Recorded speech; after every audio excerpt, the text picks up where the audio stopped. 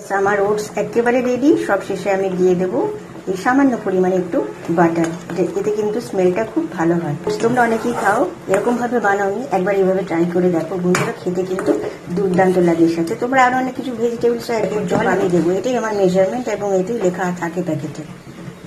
দিয়ে দিলাম এক প্যাকেট জল, এরকম প্যাকেটে করেই দিচ্ছি। একটু নাড়িয়ে চাড়িয়ে মিশিয়ে নিচ্ছি। আর ডিম ছাড়া যদি করতে হয় তাহলেও কিন্তু আগে ওটসের প্যাকেটটা কড়াইয়ের মধ্যে দিতে হবে, তারপরে জল দিতে হবে। আর দিলাম লঙ্কা কুচি।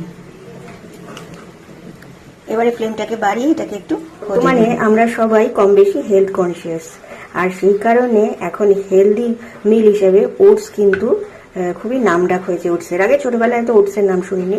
তো যাই হোক, ওটস বাজারে লুজও কিনতে পাওয়া যায়। অনেকে খিচুড়ি, অনেকে দই দিয়ে খায়, অনেকে দুধ দিয়ে খায়, মানে খিচুড়ি বানিয়ে খায়, যে কোনোভাবে বা সবজি দিয়ে বানিয়ে খায়। তো সাধারণত সবাই আমরা কি করি, মার্কেট থেকে যে মশলা ওটসের প্যাকেটটা কিনতে পাওয়া যায় সেটাই কিনে খাই আমরা তাড়াহুড়োর জন্য।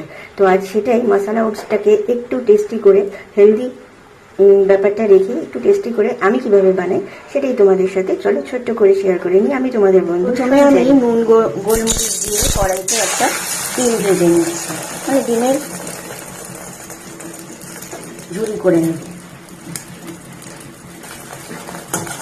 যেহেতু ওটস খেতে খুব একটা সুস্বাদু নয়, অনেকেরই হয়তো এটা খেতে ভালো লাগে না, সেই কারণে আমি একটু মুখরোচক করে বানানোর চেষ্টা করি। তাই আমি কীভাবে বানাচ্ছি সেটাই তাহলে ছোট্ট করে, বেশি কিন্তু ঝামেলার ব্যাপার না, খুব সহজেই হয়ে যায় আর খেতে কিন্তু দুর্দান্ত লাগে।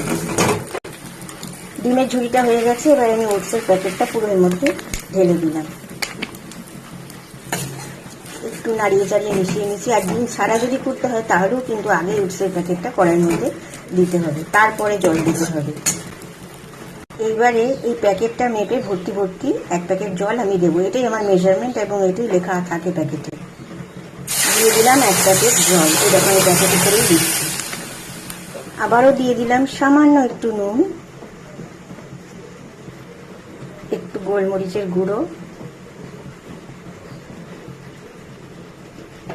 আর দিলাম লঙ্কা কুচি। এবারে ফ্লেমটাকে বাড়িয়ে এটাকে একটু, আমার ওটস একেবারে রেডি। সব শেষে আমি দিয়ে দেবো এই সামান্য পরিমাণে একটু বাটার, এতে কিন্তু স্মেলটা খুব ভালো হয়। তো তোমরা যারা কোনোদিনও ওটস তোমরা অনেকেই খাও, এরকম ভাবে বানাওনি, একবার এইভাবে ট্রাই করে দেখো বন্ধুরা, খেতে কিন্তু দুর্দান্ত লাগে। এর সাথে তোমরা আরো অনেক কিছু ভেজিটেবলস অ্যাড করতে পারো।